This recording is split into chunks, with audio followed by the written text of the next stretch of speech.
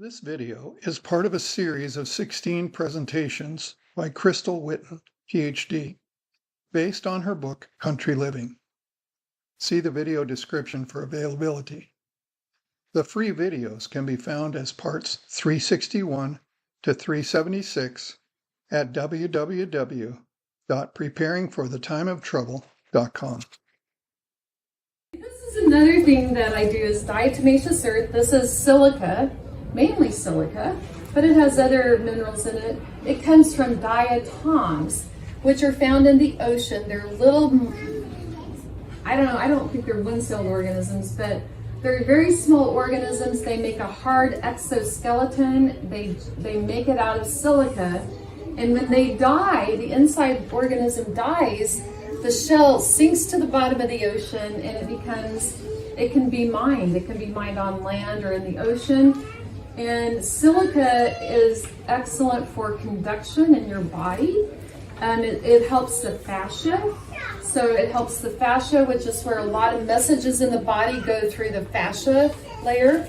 So this is something, okay, I'm in a diatomaceous earth group on Facebook, and people that start taking diatomaceous earth to get rid of parasites, it's an anti-parasitic compound as well, because of the silica, very sharp edges. It's a powder that you can't see the sharp edges, but microscopically it's very sharp, and it just chops up any parasites that might be in the gut. It's going to chop it up. People start by taking a half a teaspoon, and some people even react to half a teaspoon. I can take almost half a cup and I'm perfectly fine with it. This is probably 2 doses for me right here, but for most people this is going to be a month's worth of doses. What do you do? You put it in water. You don't eat it. It's very light and fluffy. It will go everywhere. That's why it's double bagged. And it still got out all over my briefcase. But diatomaceous earth, I've had so many good positive effects with some of the people I've worked with that have used this. But I do use it if they need silica, if they have a lot of muscle pain, myofascial pain, I use silica, and for parasites. For nails and hair, and yeah, it's very good. Horsetail, is it horsetail? Horsetail is a silica supplement, but you can I buy 8 or 10 pounds of food grade off Amazon. It's $10. Whereas if you buy a horsetail supplement, you're probably spending $10 for 1 ounce. So this is a very good deal. So I was thinking about that this morning. And what else am I thinking about? Dirt. I want to just talk to you about dirt for 1 second. Let's talk about the dirt in the Garden of Eden. Because dirt is full of what? Organic material, right? What is organic material? It's dead bodies broken down, dead plants, dead animals. That breaks down into organic material, which has carbon. And in the Garden of Eden, there was nothing dead, nothing had died. So what was the dirt? I mean, you men were made out of it. Now we women, we were made out of you guys, but you guys were made out of the dirt. So you should be interested in this. I think it was pure minerals. I think dirt, or whatever the ground was minerals, maybe diamonds, maybe rubies, who knows? It was just pure minerals. And so after the flood, especially when all the dead bodies, when the flood came and covered the earth, a lot of things died, right? And now those stores of dead plants and dead animals are oil. That's our oil reserves. So, and I've been told by experts that we have 400 years of oil reserves. So if we want to use that. So dirt is really important, but it just made me think about the Garden of Eden and how it was probably very different. Another concept we were talking about before we got started is that I've been reading more and more, and maybe this is just to make us fearful, but they're putting certain genetic things in the food that we eat. And so I don't know if that's true. I'm guessing that it might be true. Genetically modified. We're gonna, yeah, that's right. All but genetically destroyed. Yes, I'm going to show 2 slides on GMOs, which are pretty shocking. But I think everyone needs a garden. If you don't have a garden, even if it's a few pots that you put out there, maybe some big pots, you can plant some greens in there, some fresh herbs, maybe some tomatoes. But I think everyone, plant a big pot of potatoes. That way you'll have your own potatoes. Get a big barrel. Plant 4 or 5 barrels full of potatoes. Because I think we're going to need this in the future. The other thing that I was thinking is, a lot of times you can get free mulch when they cut down branches and trees and they put it in a chipper. At least in the States, they're willing to bring that to your home and dump it for free because they don't have enough space to put it. And so get it now while you can get it. Start composting, even if you don't have a garden, because start making some really good soil. You can't put everything in a compost pile. So there's certain things that you would not want to put citrus in there. You don't want to put dairy products in there. So there's certain, you can put some paper towels. I know people that do. I don't personally put paper towels in mine. But so you can get, what are they called? Like, it heats up it's a supplement you can get. If it's not working, you can put it in your compost pile. It will start to heat up. You can put a tarp over it. That should get it going. But turning it's kind of important because you're trying to get the oxygen. Mix soil with it as well. You can mix soil with it as well.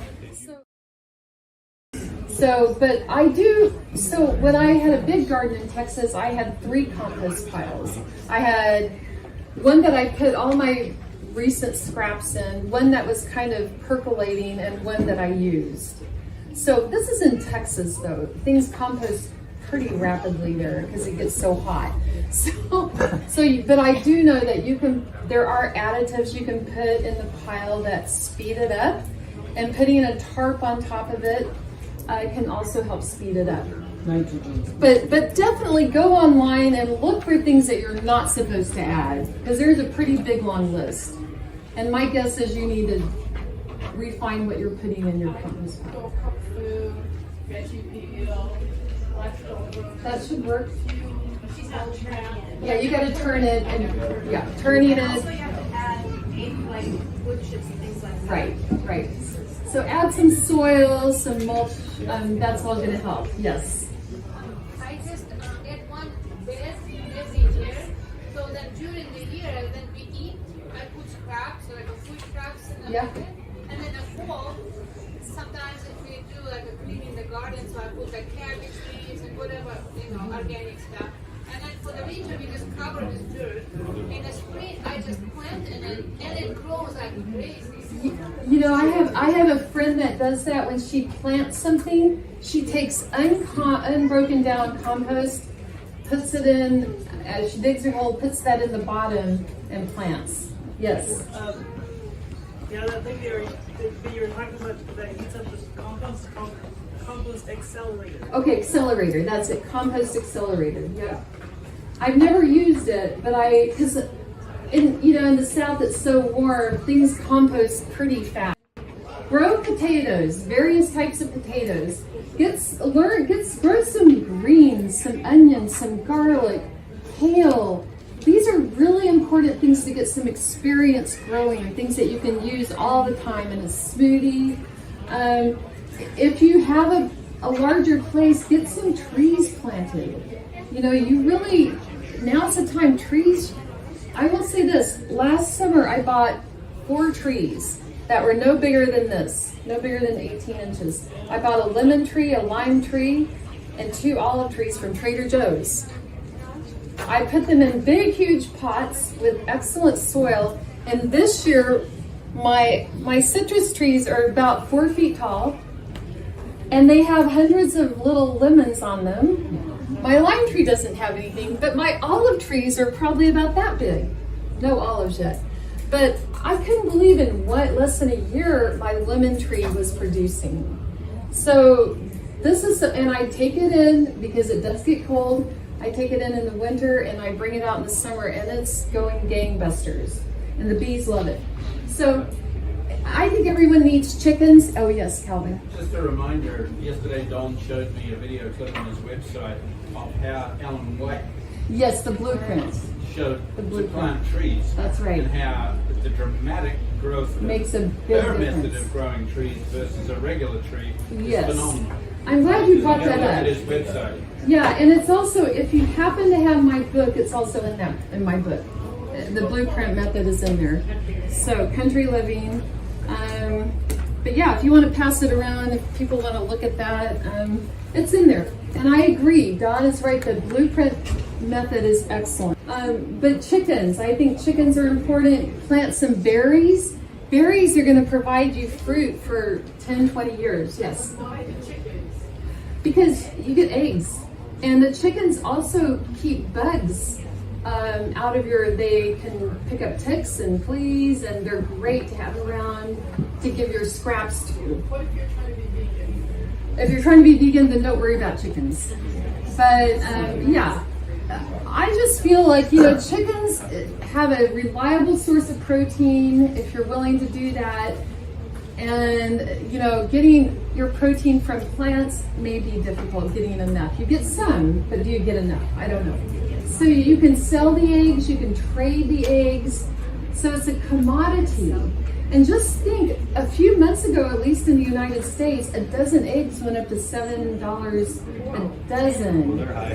And so now they've gone back down to their usual price. But I'm just saying, if you need protein, and you have small children that are growing, they're in positive nitrogen balance, they might come in handy. Vineyards, plant some grapes, some scuppernongs. Yes, I'm sorry. Yeah, I was going to say chickens are the fastest way to turn table scraps into usable fertilizer. Nitrogen, I agree. Yeah. And yeah, free-run eggs are still $8 to $10 a day. Oh my goodness. So yeah, to me, it's worth having some chickens because they do produce a commodity that's valuable and tradable. Do you use Epsom salts in gardening?